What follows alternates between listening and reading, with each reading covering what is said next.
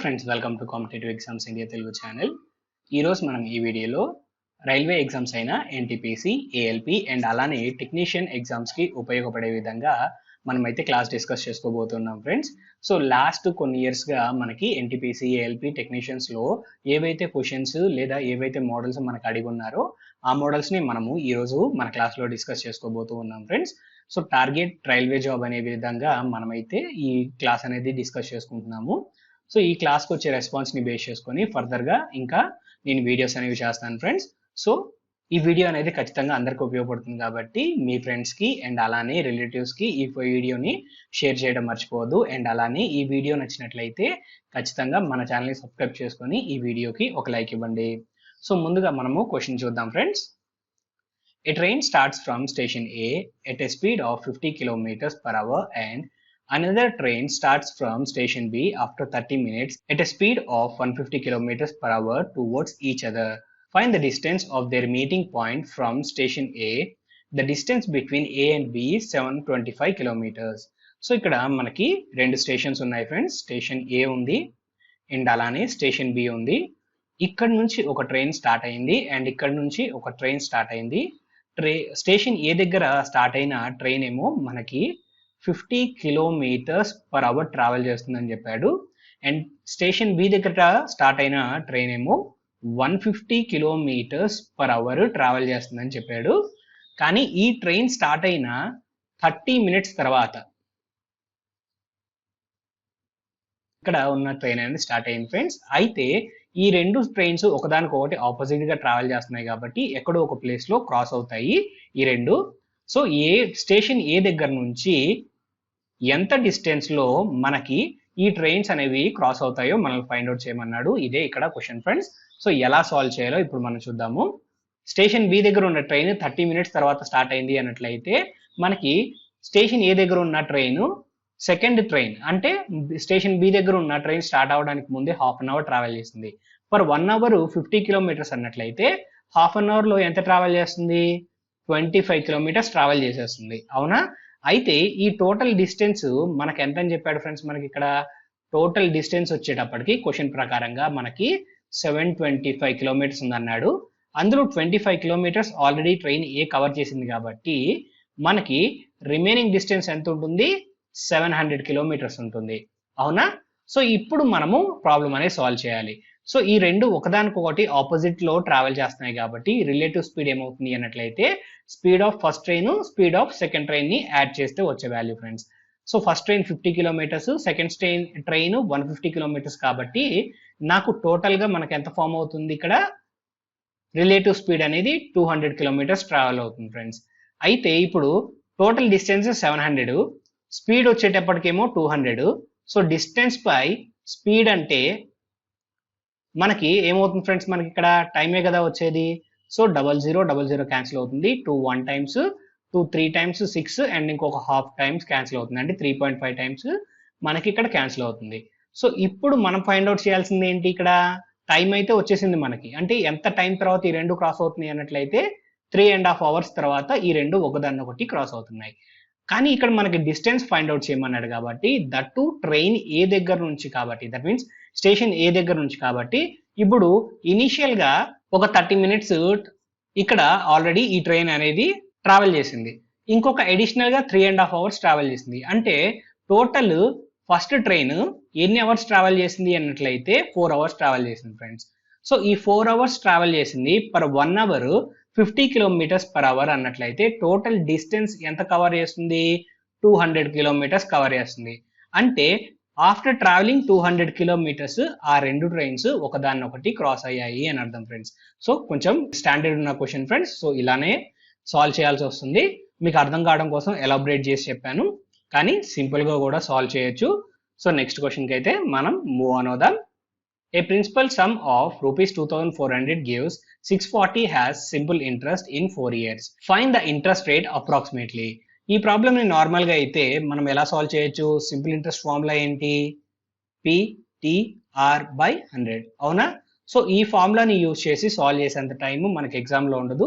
వీలైనంత తక్కువ టైంలో మనము ప్రాబ్లమ్ ని సాల్వ్ చేయాలి కాబట్టి సింపుల్ గా ఎలా సాల్వ్ చేయాలో చూద్దాం ఫ్రెండ్స్. ఇక్కడ క్వశ్చన్ ప్రకారంగా 4 ఇయర్స్ కి మనకి ఎంత ఇంట్రెస్ట్ వచ్చింది? 640 వచ్చింది. అంటే పర్ ఇయర్ అంటే 1 ఇయర్ మనకి ఎంత వస్తుంది ఫ్రెండ్స్? ఇక్కడ 640 డివైడెడ్ బై 4 కదా. 4 1 టైమ్స్ 4 160 టైమ్స్ క్యాన్సిల్ అవుతుంది. దట్ మీన్స్ 160 రూపీస్ అనేది పర్ ఇయర్ మనకు వచ్చే ఇంట్రెస్ట్. సో ఈ ఇంట్రెస్ట్ రూపీస్ లో 160 అయితే ఇప్పుడు నాకు కావాల్సింది ఏంటి? పర్సంటేజెస్ లో నాకు ఆన్సర్ కావాలి. సో పర్సంటేజ్ లో కావాలి కాబట్టి ఈ 160 రూపీస్ అనేది ఇచ్చిన ప్రిన్సిపల్ 2400 లో ఎంత పర్సంటేజ్ ఉంటుందో కనుక్కుంటే అదే కదా నాకు రేట్ ఆఫ్ ఇంట్రెస్ట్ ఇక్కడ, అవునా కదా? సో ఈజీగా మనం సింప్లిఫై చేయొచ్చు. 00 క్యాన్సిల్ అయిపోతుంది. 8 3s 24 times 8 20s 160 and 3 1 times 3 6 18 and 2/3 ఉంటుంది. సో 62/3 పర్సెంటేజ్ అనేది మన ఆన్సర్ ఫ్రెండ్స్. 62/3 అంటే 6.67% అనేది మనకి ఇక్కడ వచ్చే ఫైనల్ ఆన్సర్ అన్నమాట. సో ఇంత సింపుల్ గా అయితే మనం సాల్వ్ చేయొచ్చు. నెక్స్ట్ క్వశ్చన్ కి మనం మూవ్ ఆన్ అవుదాం.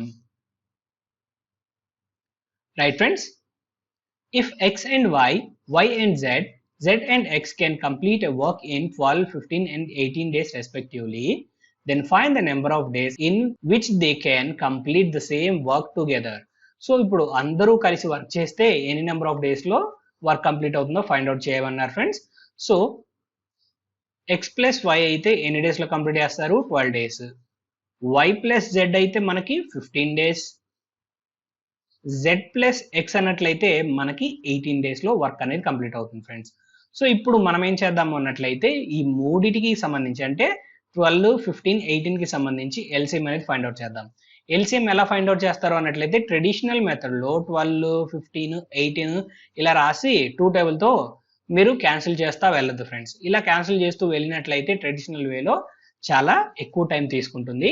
మరి తక్కువ టైంలో ఎల్సిఎం ఎలా ఫైండ్ అవుట్ చేయాలి అన్నట్లయితే ఉన్న వాల్యూస్ లో అన్నిటికన్నా పెద్ద వాల్యూ ఏది ఫ్రెండ్స్? మనకి ఇక్కడ 18. ఈ 18 మల్టిపుల్స్ ని చెక్ చేస్తూ వెళ్ళండి. అంటే 18 అనేది 12 అండ్ 15 లో డివైడ్ అవుతుందా? అవ్వదు కదా. సో 18 2 టైమ్స్ ఎంత? 36. 36 అనేది మనకి ఇక్కడ 12 లో డివైడ్ అవుతుంది కానీ 15 లో డివైడ్ అవడం లేదు కదా. సో 36 కూడా మన ఎల్సిఎం కాదు. 36 తర్వాత నెక్స్ట్ మల్టిపుల్ ని మనం వెతకాలి. 18 3 టైమ్స్ ఎంత ఫ్రెండ్స్? మనకి ఇక్కడ 54. 54 డివైడ్ అవుతుందా? అవ్వదు కదా. అండ్ నెక్స్ట్ అలానే మనం ఇలా మల్టిపుల్స్ అన్ని చెక్ చేసుకుంటూ వెళ్ళినట్లయితే మనకి ఎల్సిఎం అనేది వస్తుంది ఫ్రెండ్స్. సో ఇక్కడ 12, 15 అండ్ 18 కి మనకు వచ్చే ఎల్సిఎం ఎంత అన్నట్లయితే 180 అవుతుంది. 18 10 టైమ్స్ 180, 15 12 టైమ్స్ 180, 12 15 టైమ్స్ 180 అవుతుంది ఫ్రెండ్స్. సో ఇక్కడ ఎల్సిఎం ఏదైతే వాల్యూ వచ్చిందో ఈ వాల్యూ వచ్చేటప్పటికి మనకి టోటల్ వర్క్ కింద కన్సిడర్ చేయండి.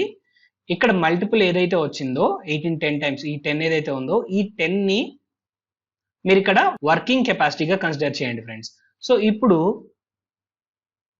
ఎక్స్ అండ్ వై ఇద్దరు కలిసి per day 15 parts, Y and Z 12 parts, Z and X 10 parts కింద చేస్తారు. ఎక్స్ 2 టైమ్స్ వచ్చింది, వై 2 టైమ్స్ వచ్చింది, జెడ్ కూడా 2 టైమ్స్ వచ్చింది కాబట్టి ఇప్పుడు మనకేమవుతుంది ఫ్రెండ్స్? ఇక్కడ 2 of x plus y plus z equal to 15 plus 12 ఎంత? 27. 27 plus 10 ఎంత? 37. So 2 of x plus y plus z equal to ఏమవుతుంది ఫ్రెండ్స్? మనకి 37 అవుతుంది. అదే x plus y plus z అయితే ఏమవుతుంది? 37 డివైడెడ్ బై 2 అవుతుంది ఫ్రెండ్స్. టోటల్ వర్క్ తెలుసు, వర్కింగ్ కెపాసిటీ కూడా తెలుసు. అప్పుడు మనము number of days find out చేయొచ్చు కదా.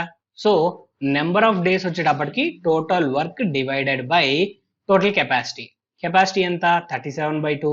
డివిజన్ లో ఉన్న 2 పైకి వెళ్తే మల్టిప్లికేషన్ అవుతుంది కాబట్టి మనకి 360 డివైడెడ్ బై 37 అనేది మన ఫైనల్ ఆన్సర్ అవుతుంది ఫ్రెండ్స్. సో కాన్సెప్ట్ అర్థమైంది కదా ఈ ప్రాబ్లం ఎలా సాల్వ్ చేయాలో. నెక్స్ట్ ప్రాబ్లం కి మనం మూవ్ ఆన్ అవుదాం. Right friends, in an equilateral triangle if the altitude is 2√3 centimeters, then find the area of triangle. Area of triangle మనం ఫైండ్ అవుట్ చేయాలి friends. Area of triangle formula ఏంటి? మనకి ఇక్కడ half into base into height కదా. ఇక్కడ మనకేమని చెప్పాడు? Equilateral triangle అని చెప్పాడు. అండ్ అలానే ఆల్టిట్యూడ్ అంటే హైట్ వచ్చేటప్పటికి మనకి ఇక్కడ 2√3 అని చెప్పాడు, అవునా? సో ఇక్కడ మనం చిన్న ఇమేజ్ తీసుకుంటే క్లియర్ గా అర్థమవుతుంది. నేను ఇమేజ్ తీసుకున్నాను ఫ్రెండ్స్.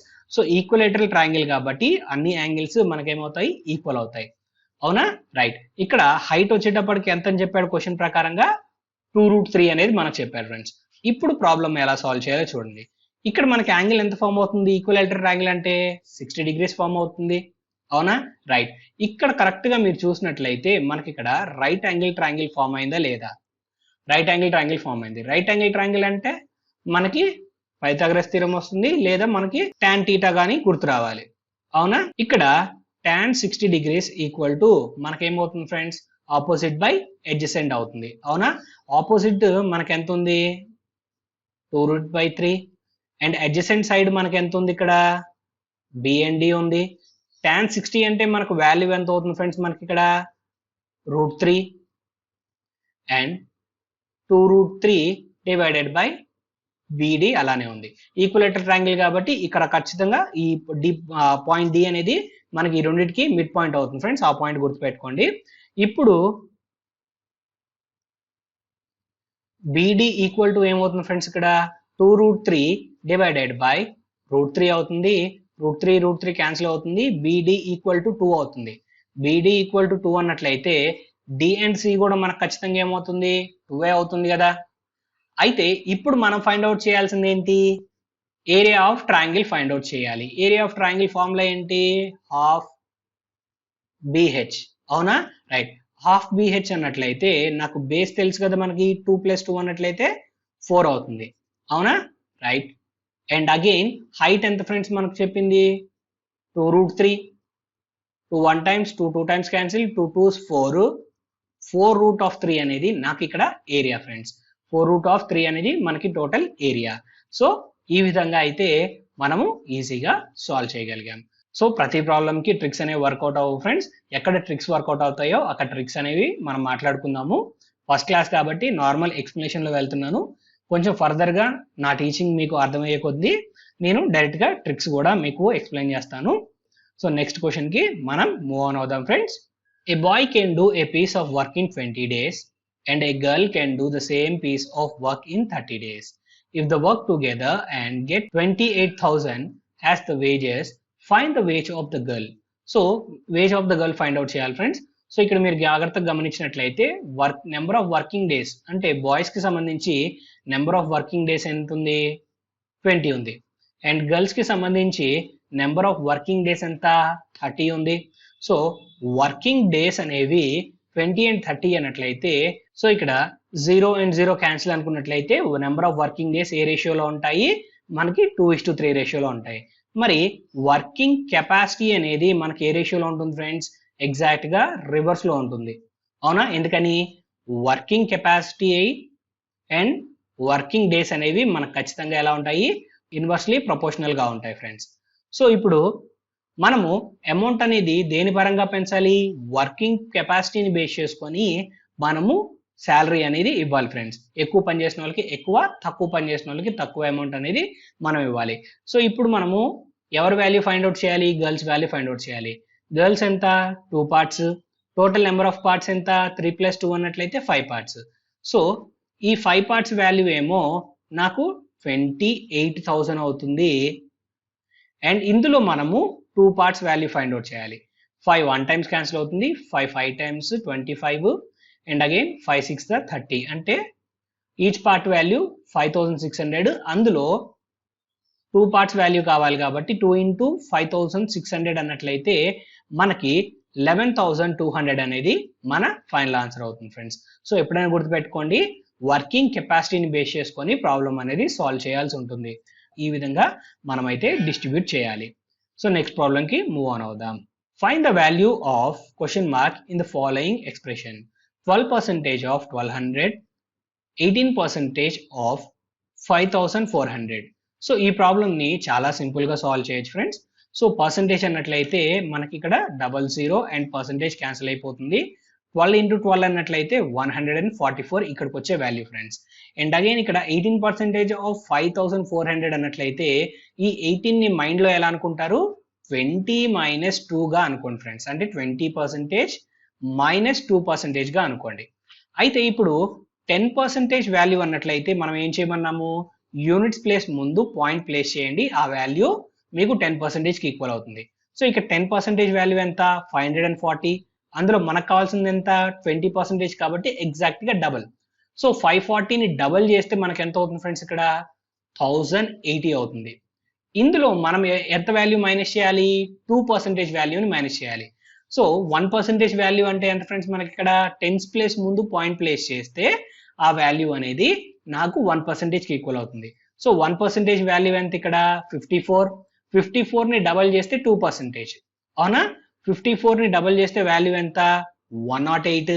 1080లో నుంచి 108ని నేను మైనస్ చేసినట్లయితే నాకు 18% ఆఫ్ 5400 వస్తుంది ఫ్రెండ్స్. 972 అనేది ఇక్కడ వస్తుంది. సో ఇక్కడ ప్లస్ 144 కాస్త ఇటు సైడ్ వచ్చినట్లయితే నాకు మైనస్ 144 అవుతుంది. సో 972 మైనస్ 144 అన్నట్లయితే ఇక్కడ నాకు యూనిట్స్ ప్లేస్ లో 8 వస్తుంది. యూనిట్స్ ప్లేస్ లో 8 ఉన్న వాల్యూ ఒకే ఒకటి, అదే నా final answer. Next question friends, the ratio of adjacent angles in a rhombus is 2:3. Find the measure of the smallest angle. So ఈ ప్రాబ్లమ్ ని సాల్వ్ చేద్దాం friends. So rhombus adjacent angles అనేవి 2:3 రేషియోలో ఉన్నట్టుగా మనకైతే చెప్పారు. So rhombus adjacent angles some ఏమవుతుంది అన్నట్లయితే నాకు 180 డిగ్రీస్ అవుతుంది friends. So rhombus adjacent angles some చేస్తే మనకి ఎంత రావాలి 180 డిగ్రీస్ రావాలి. రేషియో ఏమని చెప్పాడు మనకి ఇక్కడ 2:3 అని చెప్పాడు. ఇందులో మనం కనుక్కోవాల్సింది ఏంటి, మనము స్మాలెస్ట్ కనుక్కోవాలి. 2 and 3లో స్మాలెస్ట్ ఎవరు ఫ్రెండ్స్ మనకి 2 అనేది smallest. Total number of parts 5 and total value వచ్చేటప్పటికి 180. ఇందులో 2 పార్ట్స్ వాల్యూ ఫైండ్ అవుట్ చేయాలి. కనుక్కోవాల్సిన వాల్యూ న్యూమరేటర్, తెలిసిన వాల్యూ డినామినేటర్. తెలిసిన వాల్యూ టోటల్ కాబట్టి 5 రాసాం. So into 180 friends. So 5 1 times cancel అవుతుంది, 5 3 టైమ్స్ 15, 5 6 టైమ్స్ 30, 2 into 36 అన్నట్లయితే మనకి 72 డిగ్రీస్ అనేది మనకు వచ్చే ఆన్సర్ ఫ్రెండ్స్. సో ఈ విధంగా అయితే మనం ప్రాబ్లమ్స్ అనేవి సాల్వ్ చేస్తాము. నెక్స్ట్ క్వశ్చన్ కి మనం మూవ్ ఆన్ అవుదాం.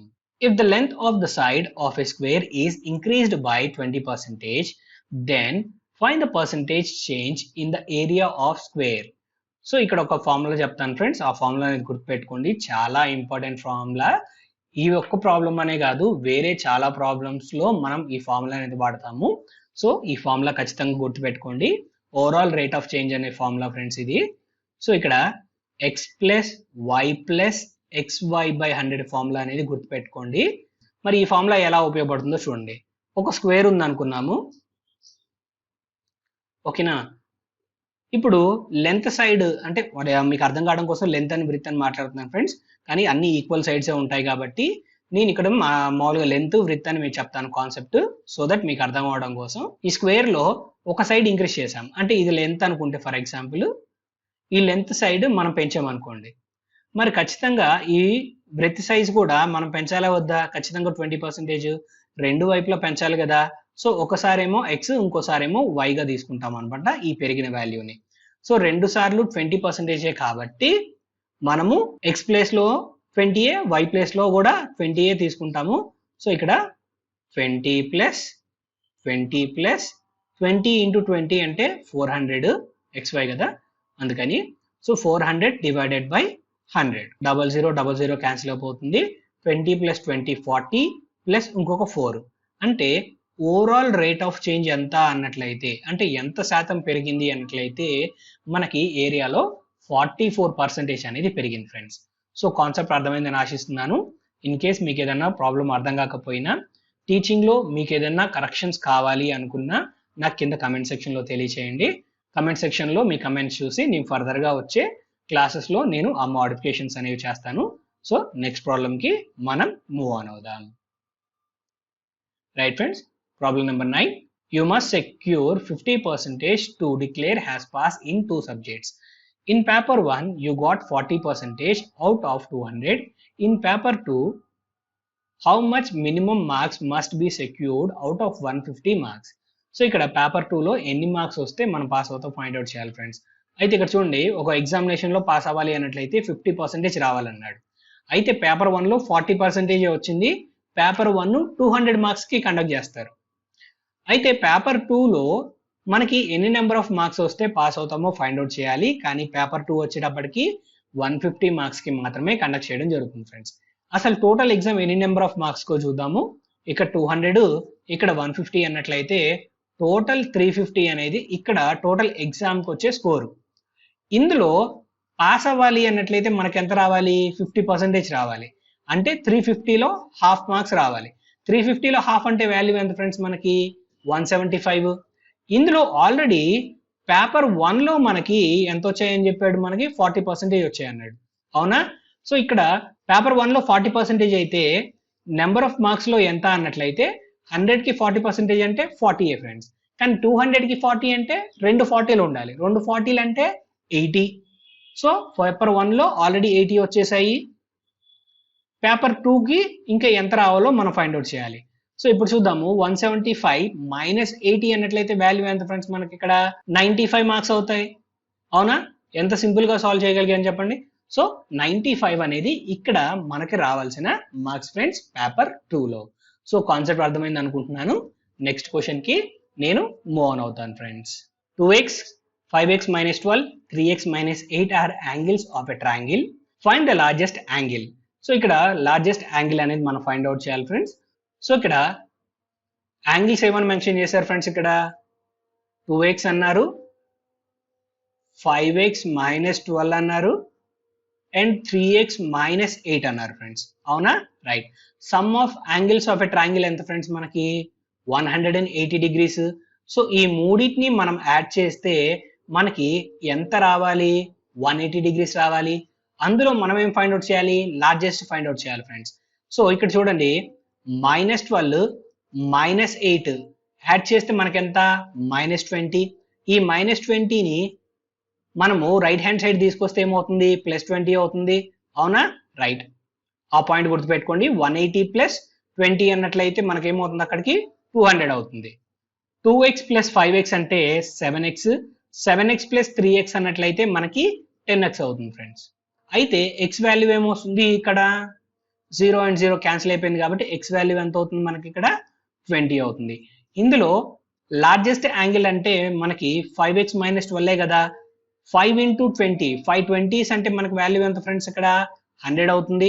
అందులో -12 చేయాలి. 100 - 12 అన్నట్లయితే మనకు వచ్చే వాల్యూ ఎంత? 88 డిగ్రీస్ అనేది ఇక్కడ మనకు వచ్చే final answer friends. So concept అనేది అర్థమైంది అనుకుంటున్నాను. సో ఈ విధంగా ఈ ప్రాబ్లమ్ అయితే సాల్వ్ చేయాల్సి ఉంటుంది. ఈ సెషన్ మీకు నచ్చిందని ఆశిస్తున్నాను ఫ్రెండ్స్. మరొక సెషన్ లో మిమ్మల్ని కలుస్తాను. ఈ వీడియో కనుక మీకు నచ్చినట్లయితే please like, share and subscribe to our channel. Thank you.